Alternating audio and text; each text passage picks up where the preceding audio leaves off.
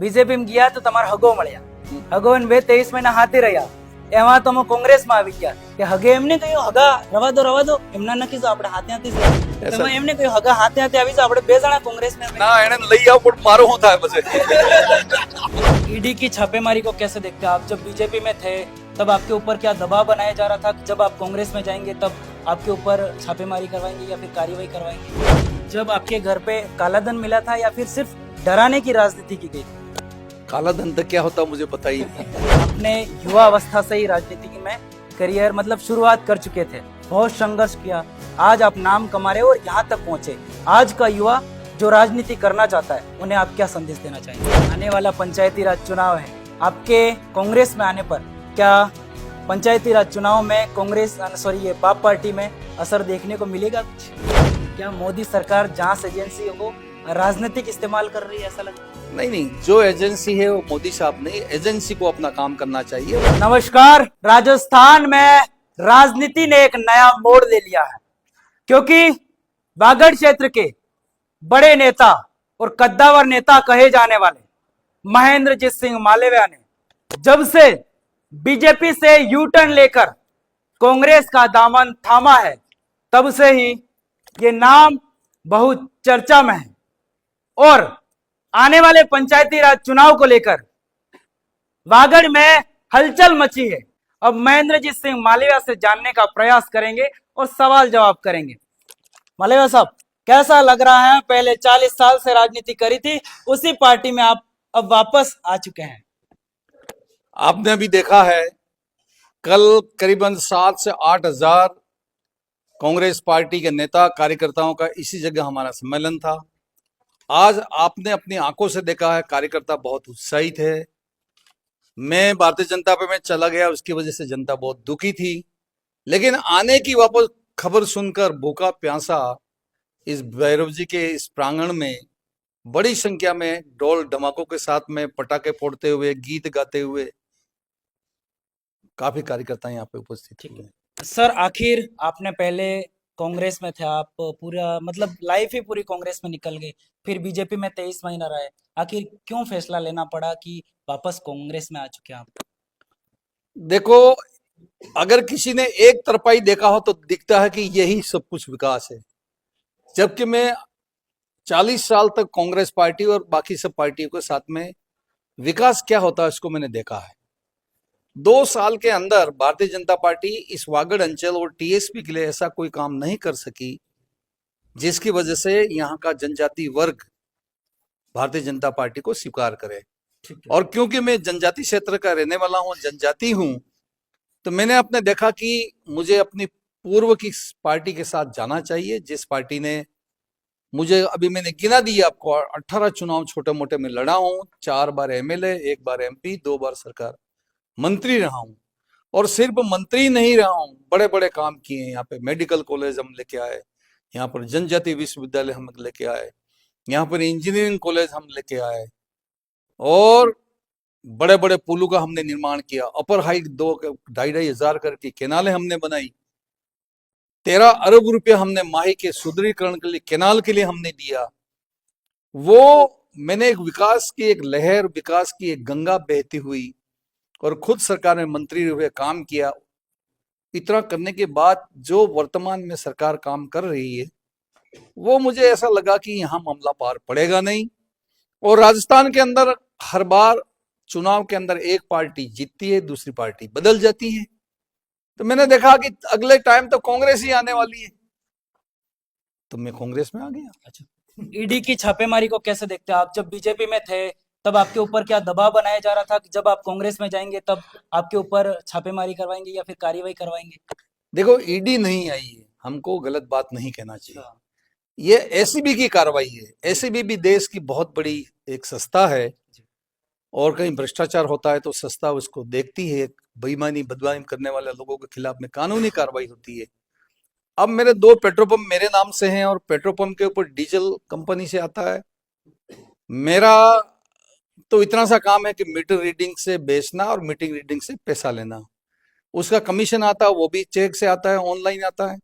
1 रुपया का भी कोई गड़बड़ पेट्रोल पंप के ऊपर हो नहीं सकती।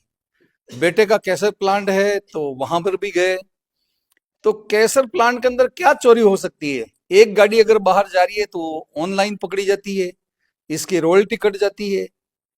तो जो 3 प्रतिष्ठान के ऊपर एसीबी ने कार्रवाई की और की तो स्वागत है, उससे मैं अगर कोई गड़बड़ करता हूँ तो मैं सुधर जाऊंगा, लेकिन वहां तो 1 रुपये का करप्शन तो मिला नहीं और न ही वहां पर उन लोगों ने ऐसी कोई कार्रवाई की।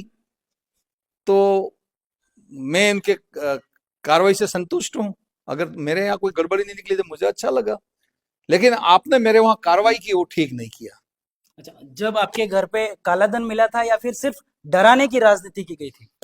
काला धन तक क्या होता मुझे पता ही नहीं। और जहां तक डरने का सवाल है, मैं तो हरिदेव जी जोशी जी के, मुख्यमंत्री जी के गोद में बैठा हूं, उस जमाने से राजनीति कर रहा हूं, इसलिए मैं तो डरने वाला तो आदमी हूं नहीं। क्या मोदी सरकार जांच एजेंसी को राजनीतिक इस्तेमाल कर रही है, ऐसा लग रहा है? नहीं नहीं, जो एजेंसी है वो मोदी साहब नहीं, एजेंसी को अपना काम करना चाहिए, वो एजेंसी अपना काम कर रही है। आप वागड़ में जब मंत्री रहे तब आपने खूब विकास करवाया, किसान की खेत तक पानी पहुंचाया, और यहाँ पर हमने भी देखा हाई लेवल कैनाल बन रही है, वहां पर एक बड़ी सुरंग बनाई जा रही है, बहुत विकास करवाया और हर किसान अब खुश है। और अब आप आने वाले समय में वागड़ क्षेत्र को किस रूप में देखना पसंद करते हैं? वर्तमान सरकार से तो मुझे कोई उम्मीद नहीं है, माफ करना। मुख्यमंत्री जी अच्छे आदमी हैं हमारे, कोई बात नहीं, बहुत सज्जन व्यक्ति हैं, लेकिन खाली व्यक्ति होने से काम नहीं होता है। जैसे कि नरेगा, मैंने अभी कहा 4 लाख 3 लाख काम करते थे, उस जगह पे आज 50,000 लेबर काम नहीं कर रही, पेमेंट नहीं हो रहा है, तो विकास कहाँ से हो जाएगा? विकास तो हमारी सरकार वापस आने वाली है, देखना। एक ये मेरा कार्यकर्ता यहाँ खड़े खड़े सुन रहे हैं, न भूतों न भविष्य हुआ ऐसा काम करके हम दिखाएंगे और हर किसान के खेत में पानी ले जाएंगे। जहां आज 1 किलो 500 ग्राम अनाज नहीं पकता, वहां पे क्विंटल बन अनाज पकेगा। किसान भाई के गुजरात जाने का सिलसिला इसको हम बंद करेंगे, बाल बच्चों को पढ़ाएंगे लिखाएंगे और मजे मारेंगे। ये बात मैं कहना चाहता हूँ। आपने युवा अवस्था से ही राजनीति में करियर मतलब शुरुआत कर चुके थे, बहुत संघर्ष किया, आज आप नाम कमा रहे हो और यहाँ तक पहुंचे। आज का युवा जो राजनीति करना चाहता है, उन्हें आप क्या संदेश देना चाहेंगे? सीधी सीधी बात है कि युवा का मोबाइल में रिचार्ज खत्म हो गया, बात करेगा? नहीं करेगा। तो तुम जिस पार्टी के साथ में लगे हो उसमें तो कोई रिचार्ज करने का ठिकाना ही नहीं है, तो तुम्हारा मोबाइल कहां से चलेगा? हैं? मोटरसाइकिल लोन लेके ले आते हैं और पेट्रोल डालने के फाफे पड़ जाते हैं। ऐसा काम थोड़ी देगा। आज अगर 10,000 करोड़ रुपया महेंद्र मालवीय लेके आया तो मैं अपने घर से लेके नहीं आया हूं, मैं किसी सरकार के साथ बैठा था, मुख्यमंत्री जी के साथ में बैठा था, इसलिए वो पैसा लेके आया हूं। और आज जो लोग हमारा विरोध कर रहे हैं, उनके घर के आंगन में तो पानी जा रहा है और झंडी लगा रहे हैं किसी और की, और पानी पी रहे हैं हमारा। तो इतना तो युवाओं को समझना चाहिए कि नहीं समझना चाहिए? आपने 40 साल की राजनीति करी, 23 महीने आप बीजेपी में रहे और वापस आप कांग्रेस में आए, और आपका वो भाषण देने में आत्मविश्वास और वो स्थिरता और वो संयम कहां से मिलता है मालवीय साहब? ये मेरे लिए एक जुनून है। जब पब्लिक सामने होती है तो पता नहीं कहां कहां से कड़ावे और कहां कहां से शब्द और कहां कहां से गीत निकल के आते हैं। और आज तो कुछ भी नहीं किया, मैं तो खूब नाचता हूँ, गाता हूँ, कूदता हूँ। ये मेरा धन है, जितना भी खड़ा है मेरी संपत्ति है। अच्छा, आने वाला पंचायती राज चुनाव है, आपके कांग्रेस में आने पर क्या पंचायती राज चुनाव में कांग्रेस ये बाप पार्टी में असर देखने को मिलेगा कुछ?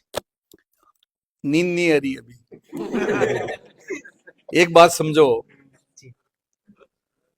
अगर ये हमारे देश की या राजस्थान की 7 करोड़ जनता है और कल नई कोई पार्टी आती है तो 7 करोड़ वो नई थोड़ी लेके आएगी, जनता तो वही है जो 7 करोड़, वही तो बदलती है। तो यही तो जितने खड़े हैं इसमें से मेरे को 1 वोट नहीं मिला, सभी बाप में देने वाले हैं। और अभी जब ढोल बजा रहे, मेरे साथ गीत गा रहे, नाच रहे, तो क्या बाप पार्टी को थोड़ी देंगे? आप तो वापस मेरे को देने वाले हैं। तो बाप पार्टी के लिए तो हराम होना ही वाली नींद तो। अच्छा, अभी आप जब बीजेपी में गए तो मैं एक वागड़ी सवाल है, बीजेपी में गया तो તમારા હગો મળ્યા, હગો ને 23 મહિના હાથે રહ્યા, એમાં તમે કોંગ્રેસ માં આવી ગયા, કે હગે એમને કહ્યું હગા રવા દો એમના નક્કી તો આપણે હાથે હાથે જ રહ્યા। सगा तो मेरे लिए झगड़ा कर रहा है। झगड़ा क्या कर रहा है पता है? कि मेरे विवाही स्वतंत्र हैं, वो कहीं भी जाएं कहीं भी रहें, वो उनका काम करे, मैं अपना काम करो। वो बचपन से भाजपा में, मैं बचपन से कांग्रेस में हूँ। हगा થઈ ગયા એનો મતલબ ઈ થોડો થઈ જાય કે તો મટી જાય ऐसा તમે એમને કહ્યું હગા હાથે હાથે આવી જાઓ, આપણે બે જણા કોંગ્રેસમાં આપણે. ના એને લઈ આવ પણ મારો શું થાય પછી એટલે ઈ તાસ ઠીક હે ને મોહાઈશ ઠીક હો ठीक है, बे हगा हगा एमा अलग થઈ चुका है ने। ये पूरे मालवीय साहब हमारे साथ थे, हमारे सवालों पर बेबाकी से जवाब दिया और इनके भाषण आपने सुने होंगे, कितने स्थिरता और संयम के साथ और कितने आत्मविश्वास के साथ बात करते हैं। और इस पर आप क्या सोचते हैं, कमेंट करके अपनी राय जरूर दे। और आपने हमारे चैनल को अभी तक सब्सक्राइब नहीं किया, चैनल सब्सक्राइब करना ना भूलना। मालवीय साहब चैनल के लिए कुछ कह दो, लोग सपोर्ट करें थोड़ा। એ ભાઈ આ સુરો આપણે ગાવડનો હે તે આપણે બીજે ના લેતા, આના ભાઈને भी चैलेंज है, તેને આપણે मदद करो। ये हमेशा आदिवासी की क्षेत्र की जागृति के लिए काम करते रहते हैं। इनको मेरी बहुत शुभकामनाएं हैं। इनको आप लाइक करो और ज्यादा ज्यादा सोशल मीडिया पे शेयर करो। बहुत बहुत शुक्रिया। ये थे मालवीय साहब जिन्होंने आशीर्वाद किया, वो आशीर्वाद अब आपको पार करना है। और इस पर आप क्या सोचते हैं, कमेंट करके अपनी राय जरूर दे। मैं हूं प्रवीण डोडिया, भारत की आवाज। नमस्कार।